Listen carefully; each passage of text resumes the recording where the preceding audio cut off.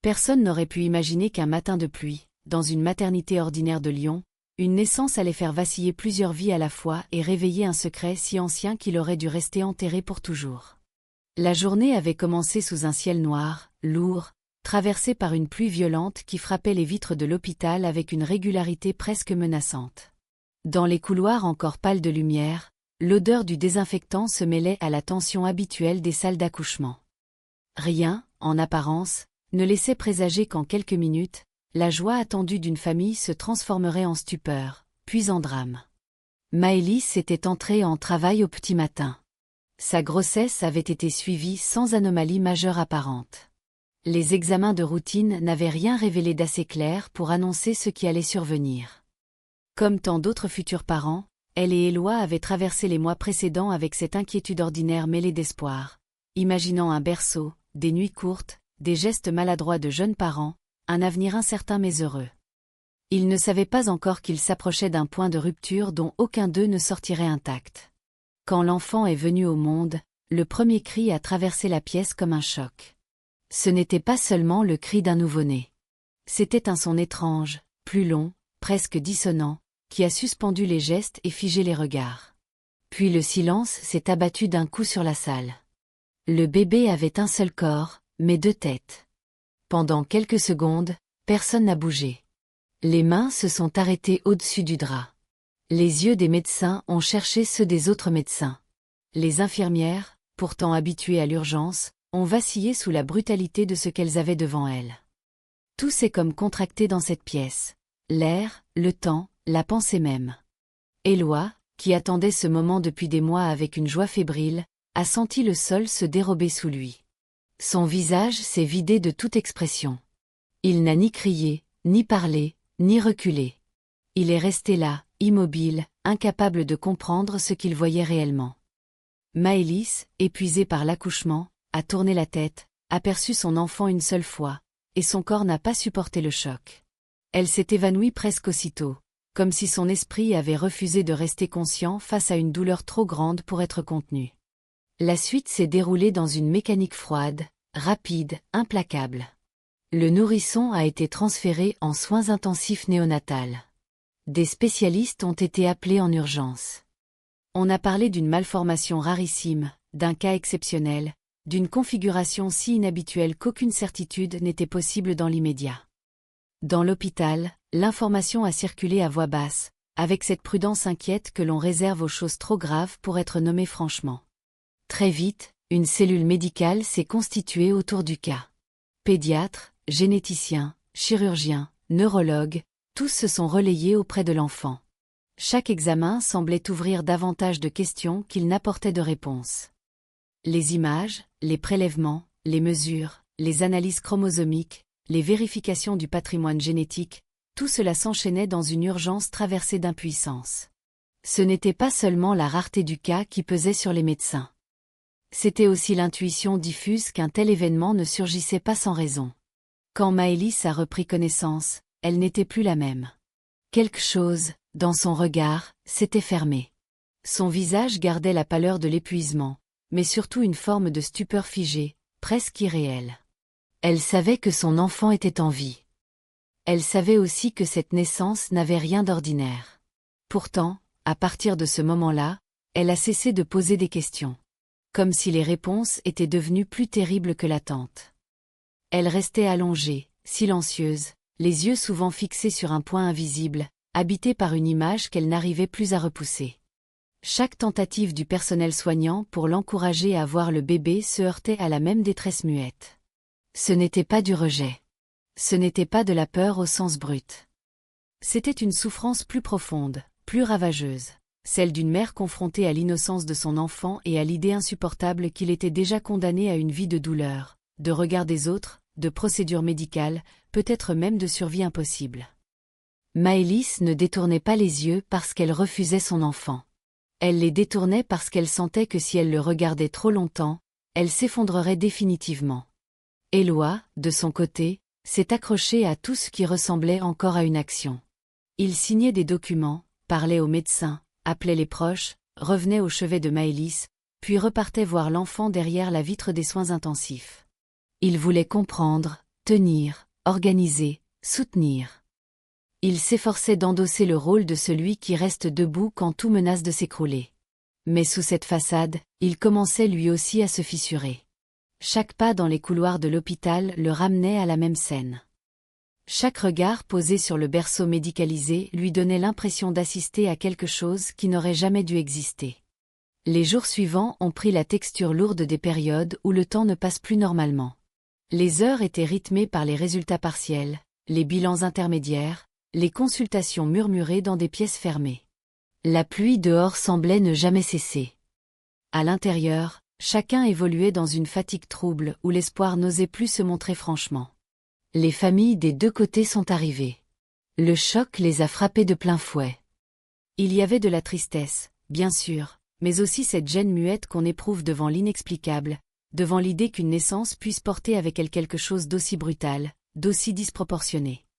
Les médecins ont alors décidé d'élargir les recherches.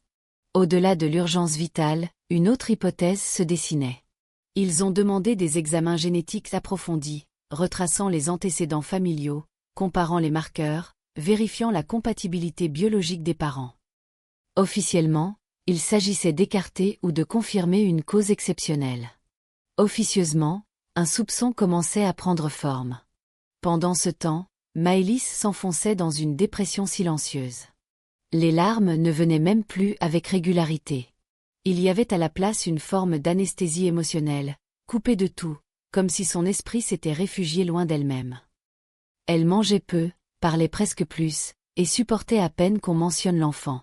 Son corps était là, dans la chambre, mais son regard semblait perdu dans une zone plus sombre, inaccessible. Les soignants voyaient bien que le drame médical se doublait déjà d'un drame psychique profond. Éloi continuait de tenir par devoir plus que par force. Il passait d'une pièce à l'autre, d'un médecin à un autre, d'une espérance minuscule à une inquiétude plus grande encore. La fatigue avait creusé son visage. Ses gestes devenaient mécaniques. Il essayait de parler à Maëlys avec douceur, de lui rappeler qu'elle n'était pas seule, que rien n'était encore totalement joué, qu'il fallait attendre. Mais ces mots sonnaient de plus en plus creux, même à ses propres oreilles. Plus les analyses avançaient, plus il sentait confusément qu'un autre malheur approchait, un malheur d'un ordre différent, plus ancien, plus profond, plus irréversible encore que celui déjà posé dans le berceau.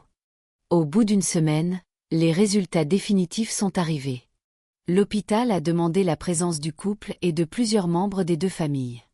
Une telle convocation, dans un contexte pareil, ne pouvait rien annoncer de rassurant.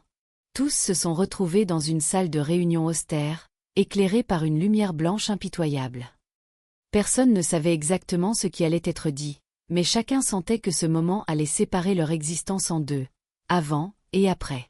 Le chef de service a parlé avec une lenteur pesée, comme s'il cherchait le moindre mot capable d'adoucir l'insupportable. Les analyses avaient été vérifiées plusieurs fois. Les comparaisons avaient été répétées.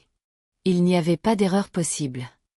Les marqueurs génétiques montraient une proximité de parenté extrêmement élevée entre Éloi et Maëlys. Pas une lointaine consanguinité. Pas une branche commune éloignée. Quelque chose de bien plus direct. Ils étaient frères et sœurs. La phrase n'a pas seulement rempli la pièce. Elle a semblé la faire exploser de l'intérieur, sans bruit. Personne n'a tout de suite réagi. Le choc a d'abord pris la forme d'un vide total. Puis les visages se sont décomposés. Les regards se sont mis à fuir ou à s'accrocher n'importe où. Les respirations se sont troublées. Ce n'était plus seulement une tragédie médicale. C'était la révélation d'un secret enfoui dans le passé, un secret si invraisemblable qu'il rendait soudain compréhensible l'inexplicable. Les parents de Maëlys ont fini par laisser remonter une histoire qu'ils avaient portée comme un deuil impossible. Lorsqu'elle était encore enfant, à peine âgée de 3 ans, elle avait disparu lors d'un marché très fréquenté dans une petite ville de la région. Ce jour-là, la foule, le vacarme et le chaos avaient suffi pour l'engloutir. Les recherches avaient duré des années. Les avis, les signalements, les espoirs, puis l'épuisement. À défaut de corps, la famille avait fini par accepter une absence définitive. La petite fille avait été pleurée comme on pleure quelqu'un que le monde a avalé sans jamais le rendre. Ce que personne n'avait imaginé, c'est qu'elle avait grandi ailleurs, recueillie, renommée, élevé loin de ses origines véritables. Sa vie avait continué sous une autre identité, sur une autre trajectoire, jusqu'à croiser un jour celle d'Éloi sans que rien ne révèle leur lien de sang. Ils s'étaient rencontrés comme se rencontrent tant de gens. Ils s'étaient rapprochés, aimés, construits l'un avec l'autre. Rien, ni dans leurs souvenirs, ni dans ce qu'ils savaient d'eux-mêmes, ne pouvait leur faire soupçonner l'horreur tapie derrière leur histoire. Et voilà que toute leur vie commune se retournait contre eux en un seul instant. L'enfant né dans la souffrance devenait le révélateur biologique d'une faute qu'ils n'avaient jamais su commettre. Leur amour, sincère, profond, construit sans mensonge de leur part, se retrouvait soudain placé sous la lumière la plus cruelle qui soit. La fatalité les avait conduits l'un vers l'autre, puis les avait condamnés en leur offrant un enfant dont la naissance exposait tout. Maëlys a reçu cette vérité comme un coup dont on ne revient pas indemne. Tout ce qui, jusque-là, lui donnait encore un point d'appui s'est effondré. Son mariage n'était plus un refuge. Son passé n'était plus un passé fiable. Son identité même s'ouvrait sur un gouffre. La douleur qu'elle ressentait pour son enfant s'est mêlée à une autre douleur, plus vaste encore, celle de découvrir que sa propre vie s'était construite sur une absence, une séparation, un hasard monstrueux. Éloi, lui, a d'abord refusé intérieurement d'y croire.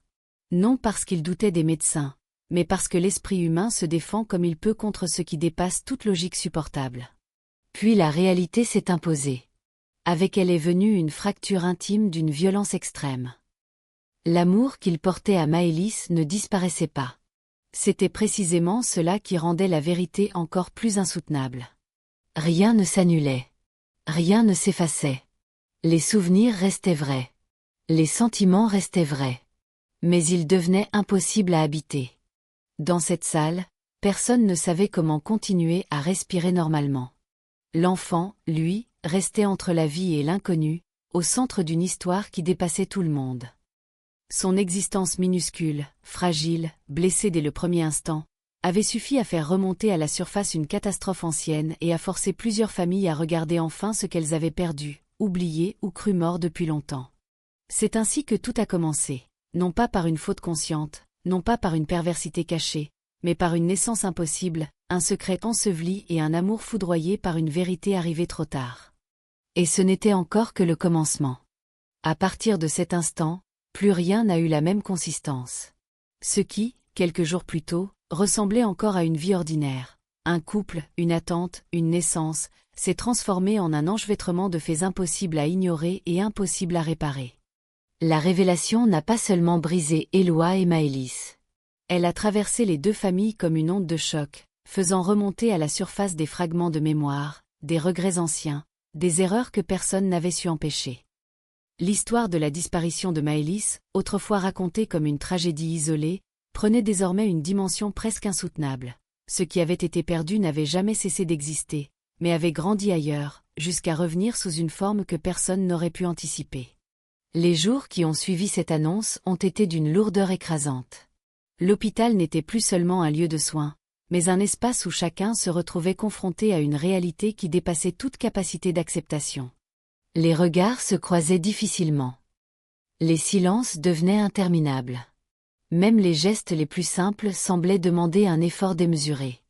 Du côté médical, l'urgence continuait. L'enfant restait en observation constante. Son état était instable, imprévisible.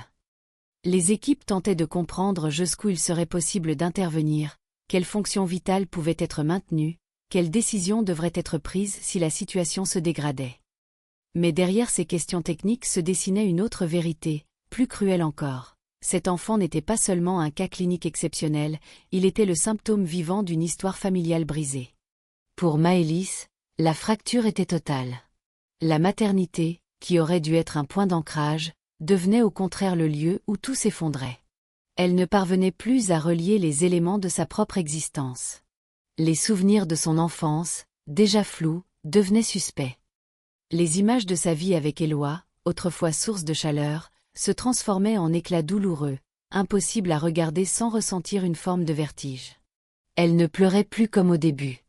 La douleur avait changé de nature. Elle s'était installée en profondeur, silencieuse, persistante, comme une présence constante dont il était impossible de se défaire. Elle évitait toujours l'enfant.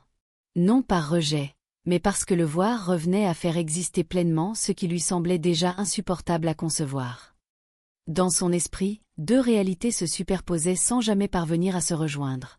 Celle d'une mère face à son nouveau-né, et celle d'une femme confrontée à une vérité biologique qui rendait cette maternité tragiquement anormale. Ce décalage la paralysait.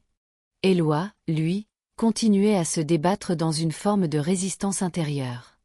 Il refusait de laisser la situation l'engloutir complètement. Il tentait encore de maintenir un semblant de cohérence, de structure, comme si agir pouvait empêcher la chute. Il s'informait, posait des questions, cherchait des solutions, même lorsque celles-ci semblaient inexistantes. Mais cette volonté de tenir ne faisait que retarder l'inévitable. Plus les jours passaient, plus il comprenait que ce qu'il vivait ne relevait pas d'un problème à résoudre, mais d'une réalité à accepter. Et cette acceptation lui paraissait hors de portée. Entre eux, une distance nouvelle s'installait. Elle n'était pas faite de reproches ou de colère, mais d'un silence chargé d'une vérité trop lourde. Ils continuaient à se voir, à partager le même espace, mais quelque chose s'était définitivement déplacé. Leur lien, autrefois évident, était devenu impossible à nommer. Ils n'étaient plus simplement un couple en difficulté. Ils étaient deux personnes liées par un passé commun désormais insoutenable. Les familles tentaient de soutenir, mais leur présence ajoutait parfois une pression supplémentaire. Chacun portait sa propre culpabilité, ses propres questions. Les parents de Maëlys, en particulier, étaient confrontés à une forme de responsabilité diffuse, difficile à exprimer. Ils n'avaient jamais cessé de chercher leur enfant, mais ils n'avaient pas réussi à la retrouver.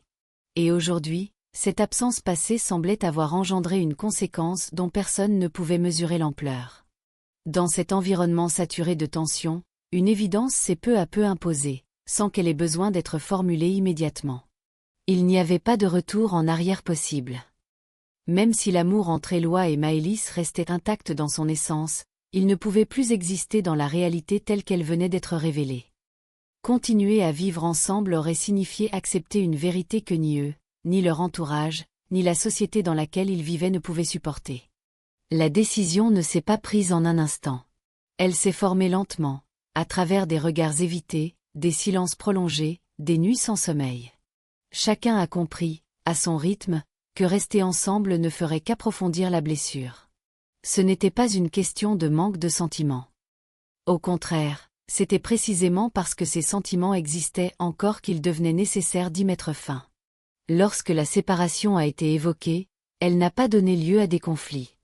Il n'y avait rien à reprocher, rien à accuser. Aucun des deux n'avait choisi cette situation. Aucun des deux n'avait agi en connaissance de cause. Leur histoire n'était pas celle d'une trahison ou d'une erreur volontaire. Elle était le résultat d'un enchaînement de circonstances tragiques, d'un hasard cruel qui les avait réunis avant de les briser. Le divorce s'est imposé comme une nécessité, presque comme un geste de survie. Il ne s'agissait pas seulement de se conformer à une norme sociale ou morale. Il s'agissait de se protéger, de tenter de préserver ce qui pouvait encore l'être de leur équilibre psychique. Rester ensemble aurait signifié vivre en permanence face à une contradiction impossible à résoudre. Après la séparation, leurs trajectoires ont commencé à diverger, mais la rupture n'a pas effacé la douleur. Elle l'a simplement déplacée. Maëlys est retournée vivre auprès de sa famille biologique. Ce retour n'avait rien d'un refuge immédiat. Il était chargé d'ambiguïté, de questions sans réponse, de sentiments contradictoires. Elle retrouvait des parents qu'elle n'avait jamais vraiment connus, dans un contexte où le passé pesait de tout son poids. Les retrouvailles, qui auraient pu être un moment de réparation, étaient marquées par la gravité de la situation. Chacun faisait des efforts pour recréer un lien, mais ce lien devait se construire sur des bases fragiles, dans un climat émotionnel extrêmement tendu. Elle a commencé un suivi psychologique intensif. Les premières séances ont été difficiles. Parler signifiait revivre, mettre des mots sur des images qu'elle aurait préféré laisser enfouies. Mais peu à peu, un processus s'est enclenché. Lentement, elle a commencé à distinguer les différentes strates de sa douleur. La perte de son enfant telle qu'elle l'avait imaginée, la destruction de son couple, la révélation de son origine, et la nécessité de reconstruire une identité à partir de fragments. Éloi, de son côté, a vécu la séparation comme un effondrement différé. Tant qu'il était dans l'urgence de la situation, il avait pu s'accrocher à l'action. Mais une fois seul, privé de ce rôle, il s'est retrouvé face à lui-même, sans échappatoire. L'absence de Maëlys a créé un vide immense. Chaque souvenir devenait une source de douleur. Chaque moment partagé revenait avec une intensité nouvelle, désormais teintée de cette vérité qu'il n'arrivait pas à intégrer complètement. Il continuait à aimer. C'était là le cœur du problème. Rien en lui ne s'était transformé au point de faire disparaître ce qu'il ressentait. Mais cet amour, au lieu d'être un appui, devenait une source constante de souffrance. Il ne pouvait ni l'exprimer, ni le vivre, ni même l'oublier. Son entourage a tenté de l'aider, mais il se refermait progressivement. Les conversations devenaient rares. Les réponses, brèves. Il donnait l'impression de fonctionner, d'assurer le minimum nécessaire pour continuer à exister socialement. Mais intérieurement, il s'éloignait de plus en plus. Une fatigue profonde s'installait, accompagnée d'un sentiment d'absurdité. Tout ce qui avait du sens auparavant semblait en avoir perdu. Le temps, dans cette phase, ne jouait pas encore son rôle d'apaisement. Il étirait simplement la douleur, la rendait plus diffuse mais toujours présente. Les journées se succédaient sans véritable relief. Les nuits, elles, devenaient des espaces où les souvenirs prenaient toute la place. Les images revenaient sans cesse, les moments heureux, la naissance, la révélation, la séparation. Rien ne s'effaçait. Peu à peu, une idée a commencé à s'insinuer dans son esprit. D'abord vague, presque imperceptible. Puis de plus en plus claire. L'idée qu'il n'y avait peut-être pas de sortie à cette situation. Que ce qui avait été brisé ne pouvait pas être réparé. Que continuer à vivre signifiait simplement prolonger une souffrance sans issue. Cette pensée n'est pas apparue brusquement. Elle s'est construite lentement, à travers l'épuisement, la solitude, l'impossibilité de donner un sens à ce qu'il vivait.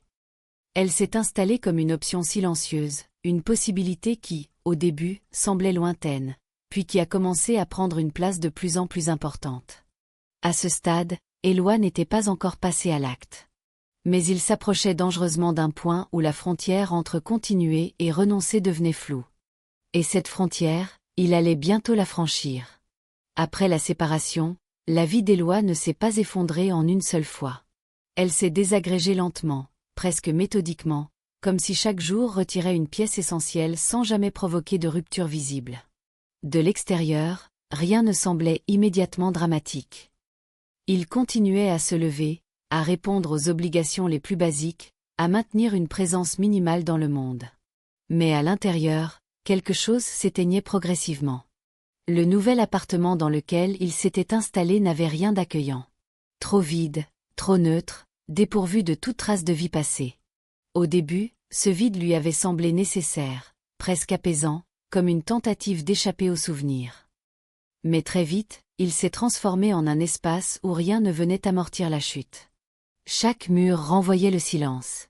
Chaque pièce amplifiait l'absence. Les premiers jours, il avait encore tenté de structurer ses journées. Il sortait, faisait semblant de travailler, s'imposait des routines. Mais ses efforts perdaient rapidement leur sens.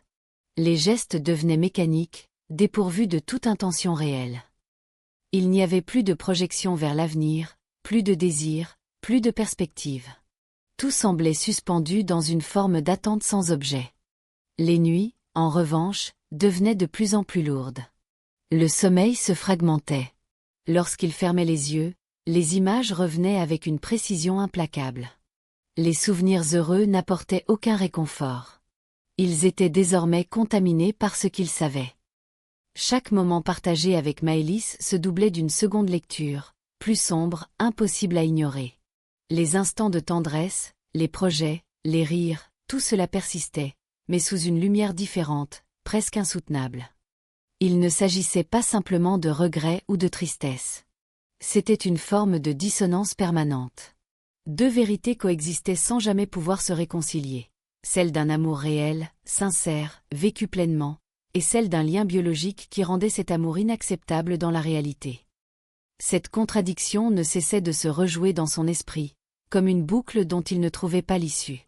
Au fil des semaines, l'isolement s'est renforcé. Les messages restaient sans réponse. Les appels étaient évités. Même les visites familiales devenaient difficiles à supporter. Il n'y avait pas de conflit, pas de rejet actif. Simplement une incapacité croissante à soutenir le contact avec les autres. Chaque interaction demandait un effort qu'il n'avait plus la force de fournir.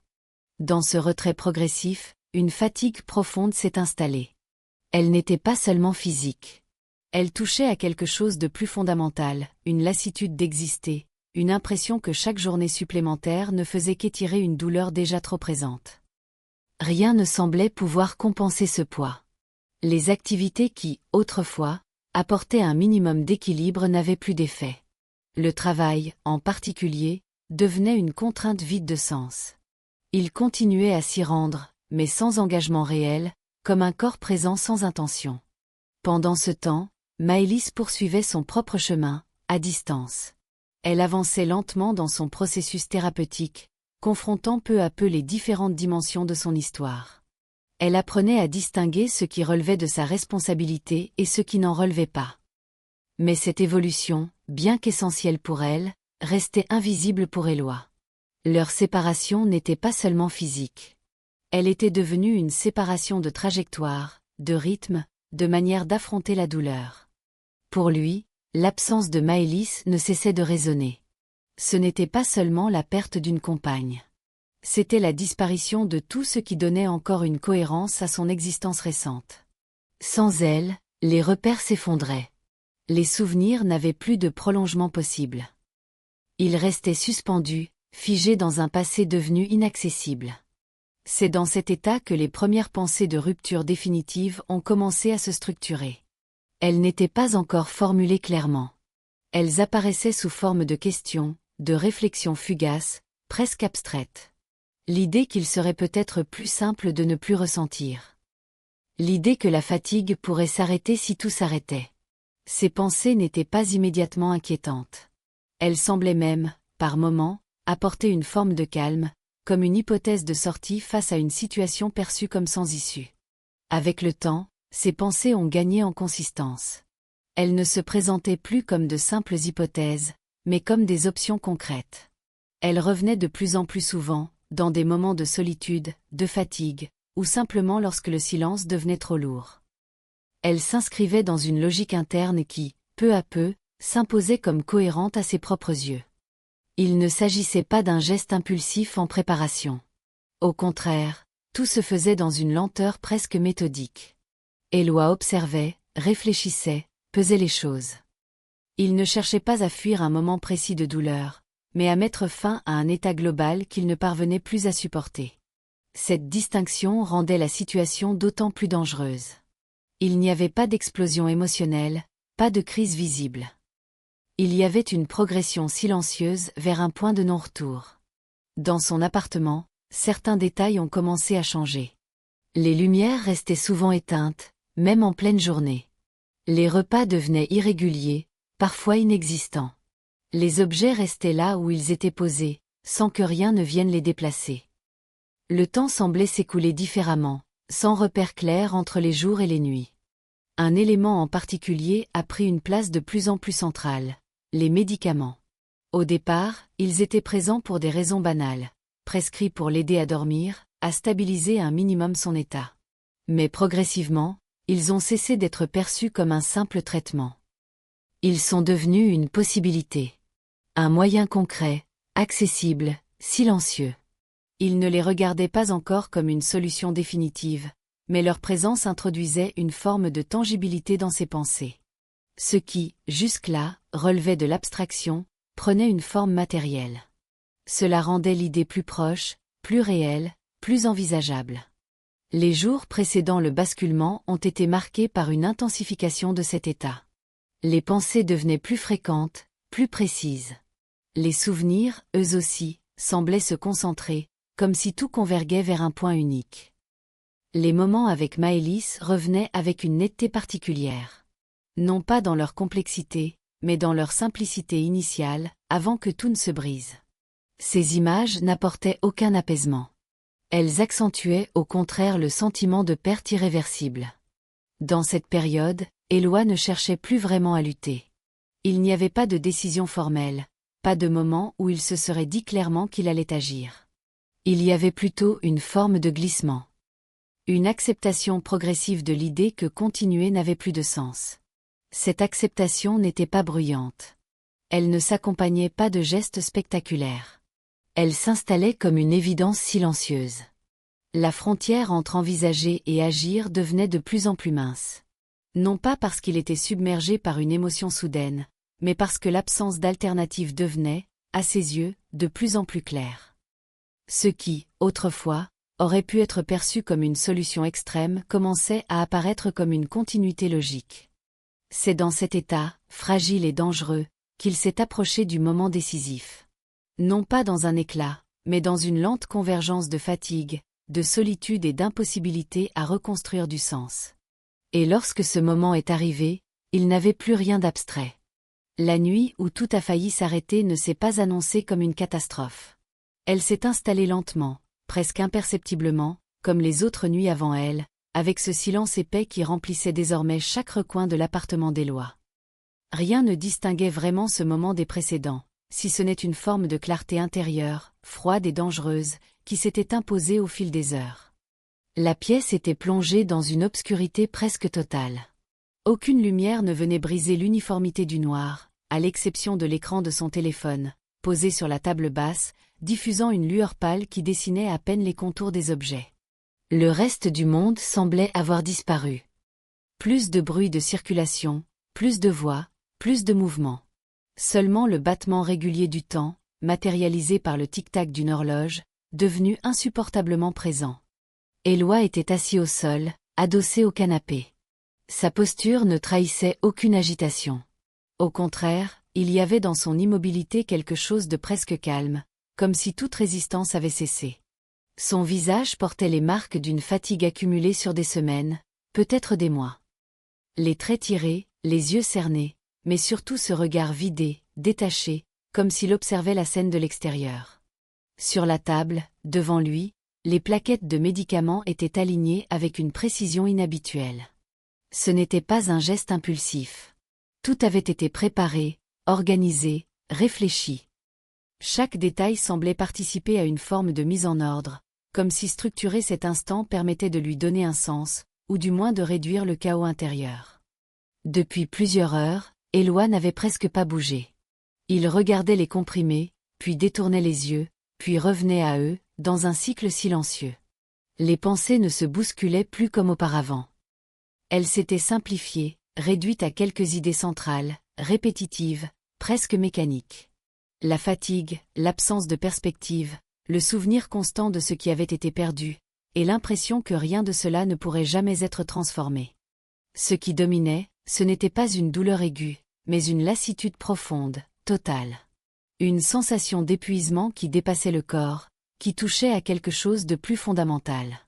Continuer à exister lui apparaissait comme un effort sans justification. Non pas parce qu'il ne voyait aucune possibilité de bonheur, mais parce qu'il ne voyait plus de raison suffisante pour supporter ce qu'il ressentait.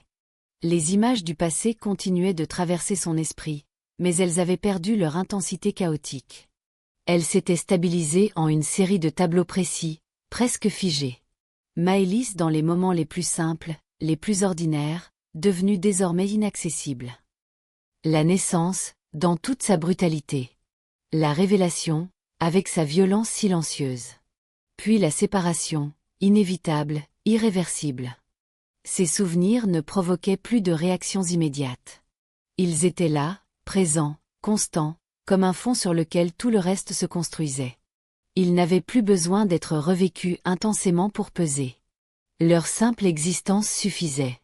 À mesure que la nuit avançait, la frontière entre réflexion et décision s'estompa encore davantage. Il ne s'agissait plus de savoir s'il allait agir, mais plutôt de constater que rien ne venait contrecarrer cette possibilité. Aucun événement extérieur, aucune pensée suffisamment forte, aucune émotion capable de renverser le cours des choses. Tout semblait converger vers un même point. Le téléphone a vibré une première fois. Le son a résonné brièvement dans le silence, comme une intrusion. Éloi a jeté un regard vers l'écran sans vraiment s'y attarder. L'appel n'a pas été pris. La vibration s'est arrêtée, et le silence est revenu, plus lourd encore. Quelques secondes plus tard, une nouvelle vibration. Puis une autre. Les appels se succédaient, accompagnés de notifications, de messages qui s'affichaient sans être lus. Le monde extérieur tentait encore d'entrer en contact, de maintenir un lien. Mais dans l'état où il se trouvait, ces signaux perdaient leur portée. Il ne suffisait pas à modifier la trajectoire qui s'était installée. Il a fini par éteindre l'appareil. Le geste n'était pas brusque. Il était presque naturel, comme si éliminer cette source de distraction faisait partie du processus. À partir de ce moment, plus rien ne venait interrompre le face-à-face entre lui et sa décision. Les comprimés ont été pris en main. Leur apparence anodine contrastait avec ce qu'ils représentaient. Ils étaient petits, légers, silencieux. Rien, dans leur forme, ne traduisait la gravité de l'acte auquel ils étaient associés. C'était précisément cette banalité qui rendait la situation encore plus troublante. Le temps semblait s'être contracté autour de cet instant. Il n'y avait plus de passé, plus de futur. Seulement une succession de gestes simples, directs, dénués de toute complexité apparente. L'acte, en lui-même, ne nécessitait pas d'effort particulier. Tout se jouait ailleurs, dans ce qui avait précédé, dans cette lente accumulation qui avait rendu ce moment possible. Puis, soudain, un bruit. Un son extérieur, inattendu, violent dans ce contexte de silence absolu. Le claquement d'une porte, suivi de pas précipités. La réalité, que Éloi avait progressivement écartée, faisait irruption de manière brutale. La pièce s'est remplie en quelques secondes. Des silhouettes, des voix, une agitation soudaine. Le contraste avec l'immobilité précédente était saisissant. Les gestes se sont accélérés. Les mains ont saisi les objets, dispersé les comprimés, brisé l'alignement soigneusement construit sur la table. Éloi n'a pas réagi immédiatement. Il est resté figé, comme suspendu entre deux états. D'un côté, la trajectoire dans laquelle il s'était engagé. De l'autre, cette intervention imprévue qui venait la stopper net. Ce qui a suivi ne relevait plus de la réflexion, mais de l'urgence. Les proches, alertés par son silence inhabituel et l'accumulation d'appels restés sans réponse, avaient pris la décision de venir. Leur arrivée n'était pas le fruit du hasard, mais celui d'une inquiétude croissante, d'une intuition que quelque chose n'allait pas. La scène qui s'est déroulée ensuite a été rapide, désordonnée, chargée d'émotions contradictoires. La peur, la colère, l'incompréhension, tout cela s'est mêlé dans un mouvement visant à le ramener, à le retenir, à empêcher ce qui aurait pu devenir irréversible. Face à cette présence soudaine, Éloi a senti quelque chose se fissurer. Non pas un retour immédiat à un état stable, mais une rupture dans la continuité de son geste. L'élan qu'il avait porté jusque-là a été interrompu. La décision, qui semblait claire quelques minutes auparavant, a perdu sa fluidité. Il n'y avait pas de solution miraculeuse dans cet instant. La douleur ne disparaissait pas. Les raisons qui l'avaient conduit là étaient toujours présentes. Mais la simple intervention de l'extérieur suffisait à modifier l'équilibre fragile dans lequel il se trouvait. La nuit ne s'est pas terminée dans le silence. Elle s'est prolongée dans une vigilance constante. Personne ne l'a laissé seul. Les heures ont passé dans une tension différente, tournée non plus vers la fin, mais vers la nécessité de maintenir un lien, aussi fragile soit-il. Le lendemain, Éloi a été pris en charge. Non pas comme quelqu'un qui avait échoué, mais comme quelqu'un qui avait atteint une limite. Le processus de soins s'est enclenché, lent, incertain, exigeant. Il ne s'agissait pas de réparer immédiatement ce qui avait été brisé, mais de reconstruire, pas à pas, une capacité à rester. Dans les jours qui ont suivi, rien n'a été simple. Les résistances étaient fortes. Les silences persistaient. Mais une différence essentielle s'était installée. Il n'était plus seul face à ce qu'il traversait. Cette nuit-là n'avait pas résolu la souffrance. Elle avait simplement empêché qu'elle se termine de la pire manière possible. Et dans cet espace étroit, entre la chute et le maintien, une autre possibilité commençait à apparaître, encore fragile, presque invisible, mais réelle. Celle de continuer. Le temps qui a suivi n'a rien eu d'un miracle. Il n'a pas réparé ce qui avait été brisé, n'a pas effacé les souvenirs, n'a pas transformé la douleur en quelque chose de lumineux. Il a simplement imposé un rythme, lent et régulier, dans lequel Éloi a dû apprendre à exister à nouveau, sans certitude, sans élan, mais avec une forme de persistance. Les premières semaines après cette nuit ont été encadrées. Les rendez-vous médicaux se sont multipliés. Les séances de thérapie ont instauré une structure que son quotidien avait perdue. Au début, il ne s'y engageait pas réellement. Il s'asseyait, écoutait, répondait parfois, souvent de manière minimale. Il n'y avait pas encore de volonté de comprendre ou de reconstruire. Seulement une présence imposée, tolérée, presque mécanique. Mais même dans cette absence d'implication apparente, quelque chose se mettait en place. Le simple fait de revenir, de ne pas rompre totalement avec le monde, constituait déjà une forme de résistance. Les jours continuaient à s'enchaîner. Pas parce qu'ils étaient plus faciles, mais parce qu'ils étaient là, et qu'il n'y avait pas d'autre choix que de les traverser. Progressivement, les contours de sa vie ont commencé à se redessiner, très légèrement. Il a changé d'appartement, quittant celui où tout s'était presque arrêté. Le nouvel espace était plus petit, plus neutre, mais cette neutralité avait une fonction différente. Elle n'était plus un vide écrasant, mais une base minimale sur laquelle il pouvait tenter de reconstruire quelque chose, même de fragile. Le travail est revenu dans son quotidien, d'abord comme une contrainte, puis comme une forme d'ancrage. Il ne s'y investissait pas pleinement, mais il y trouvait une structure, une succession de tâches qui l'obligeaient à rester présent. Ce n'était pas une source de satisfaction, mais c'était un point fixe dans un monde encore instable. Les souvenirs, eux, ne disparaissaient pas. Ils continuaient à surgir, parfois sans prévenir. Il y avait des moments où, au milieu d'une journée ordinaire, une image s'imposait avec une clarté brutale. Le visage de Maëlys, un instant précis, une sensation oubliée. Ces retours en arrière restaient douloureux, mais leur impact changeait lentement. Ils ne provoquaient plus systématiquement l'effondrement. Ils devenaient des fragments, présents mais non envahissants, capables d'être traversés sans tout emporter. C'est dans ce contexte que les premières interactions sociales ont repris. Elles étaient rares, limitées, mais elles existaient. Une rencontre inattendue avec un ancien ami, Gaspard, a marqué un tournant discret. Cette retrouvaille n'a pas été immédiatement significative. Elle a commencé comme une simple conversation, banale en apparence. Mais elle a introduit une différence essentielle. La possibilité d'un lien qui n'était pas défini par le passé, par la tragédie, par ce qui avait été perdu. Gaspard n'a pas cherché à comprendre immédiatement, ni à poser des questions directes. Il a simplement maintenu une présence, régulière, sans insistance. Cette approche a permis à Éloi de ne pas se refermer complètement.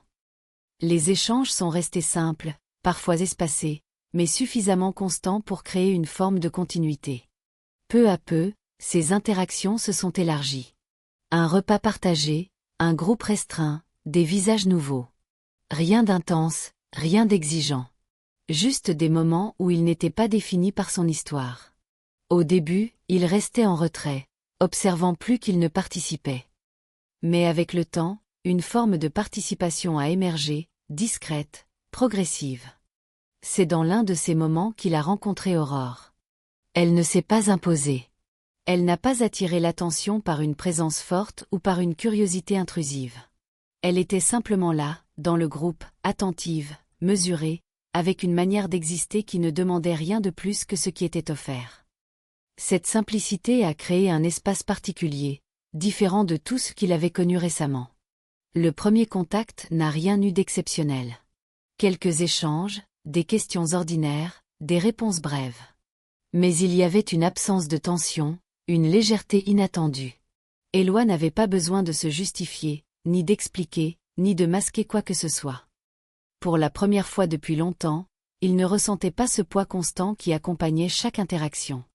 Les rencontres suivantes ont prolongé cette impression. Elles n'étaient pas fréquentes, ni organisées autour d'une intention claire.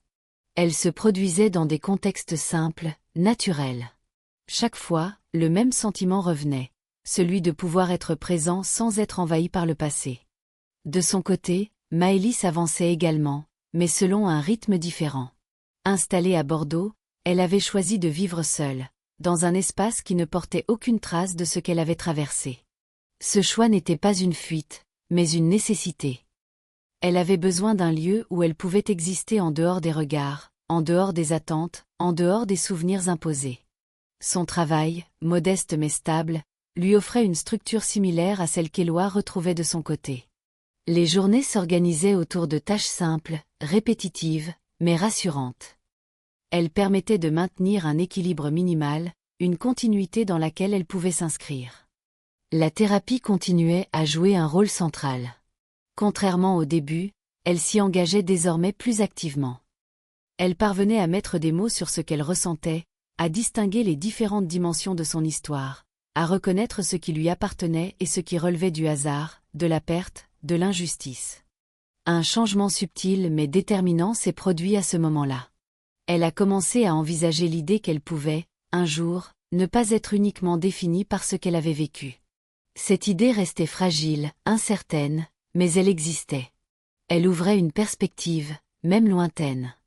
La rencontre avec Célestin s'est faite dans un contexte banal, presque insignifiant. Un moment de pluie, un abri partagé, un geste simple. Rien ne laissait présager que cette rencontre aurait une suite. Pourtant, elle a introduit une nouvelle dynamique. Célestin ne cherchait pas à comprendre immédiatement. Il n'insistait pas, ne posait pas de questions lourdes. Sa présence était stable, discrète, sans exigence. Cette attitude a permis à Maëlys de ne pas se refermer. Elle pouvait interagir sans se sentir exposée, sans avoir à se protéger constamment. Les échanges se sont développés lentement. Pas de précipitation, pas d'intensité excessive. Juste une progression régulière, fondée sur la confiance et la simplicité. Cette relation n'était pas une tentative de remplacer ce qui avait été perdu. Elle était autre chose, construite sur des bases différentes, adaptée à ce qu'elle était devenue. Pendant ce temps, Éloi et Aurore suivaient une trajectoire similaire.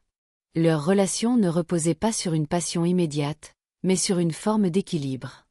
Aurore ne cherchait pas à combler un vide. Elle acceptait ce qu'Éloi pouvait offrir, sans attendre davantage. Cette absence de pression a rendu possible une ouverture progressive.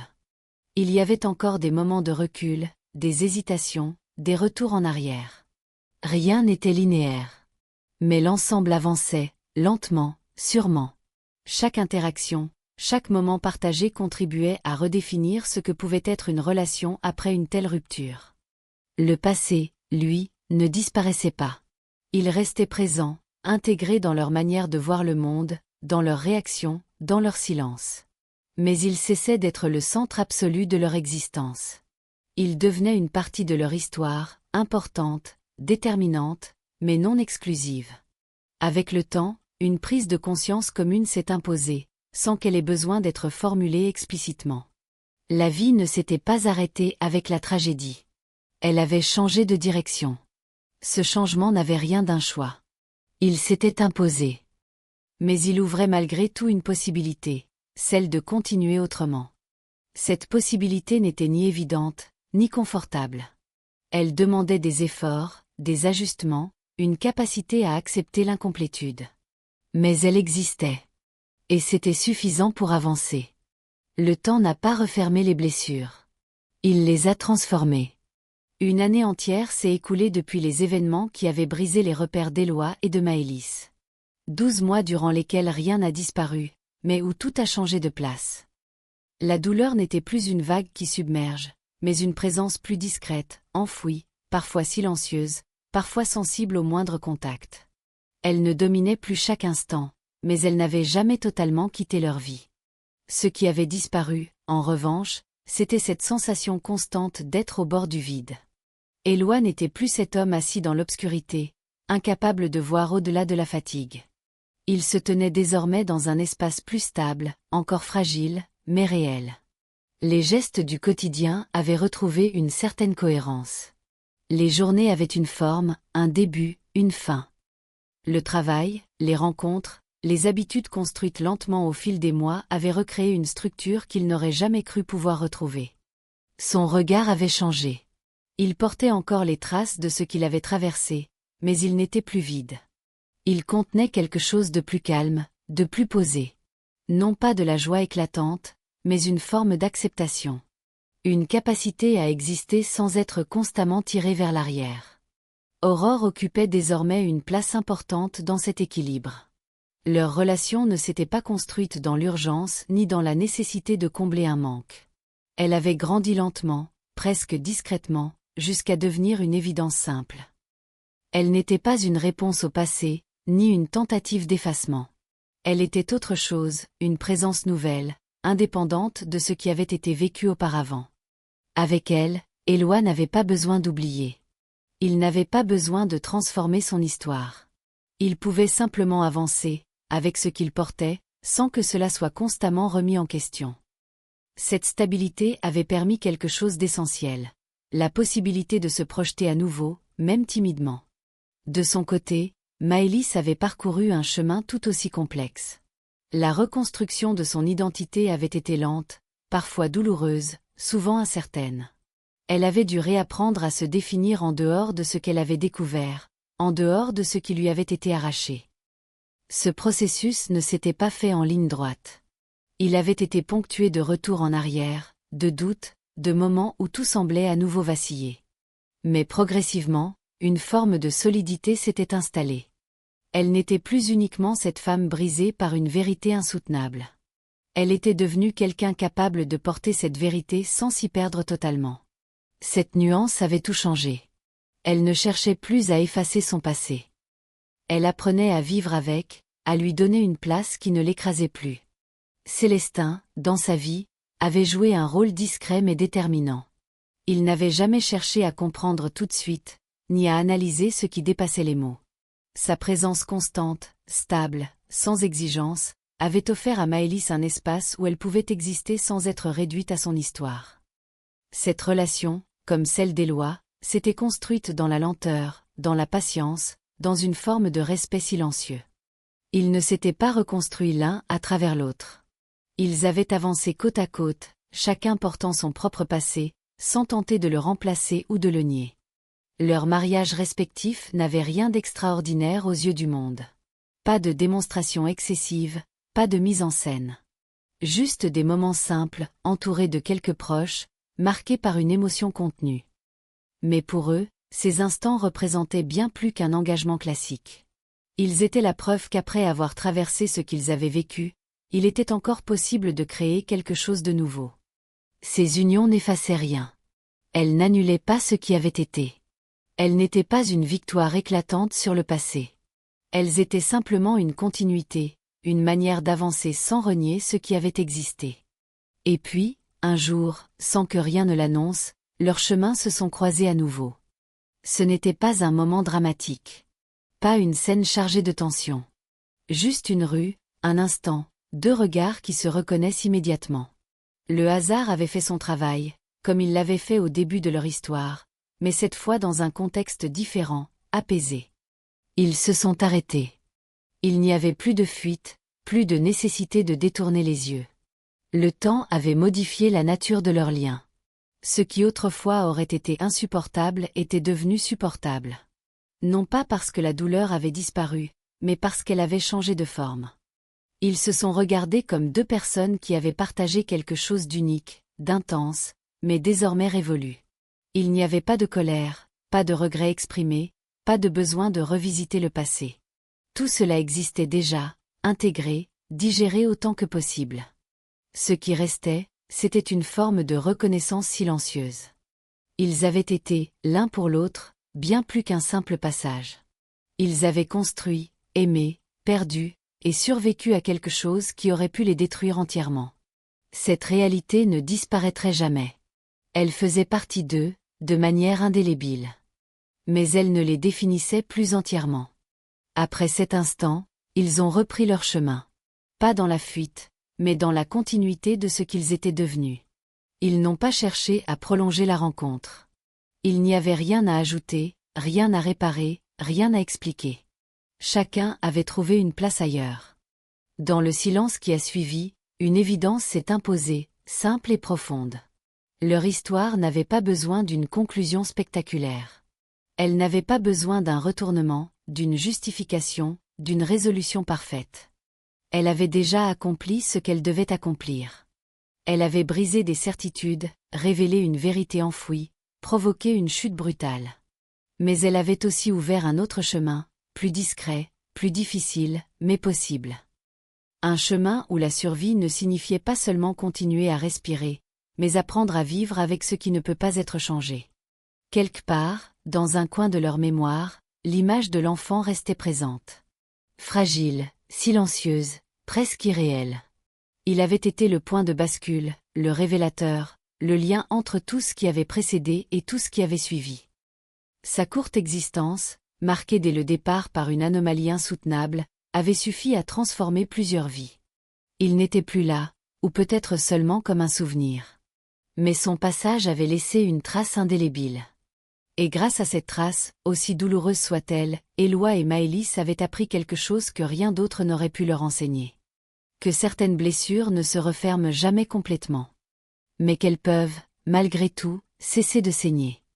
Et dans cet espace fragile, entre la douleur et l'apaisement, ils avaient trouvé une manière d'exister à nouveau. Pas comme avant. Mais suffisamment pour continuer.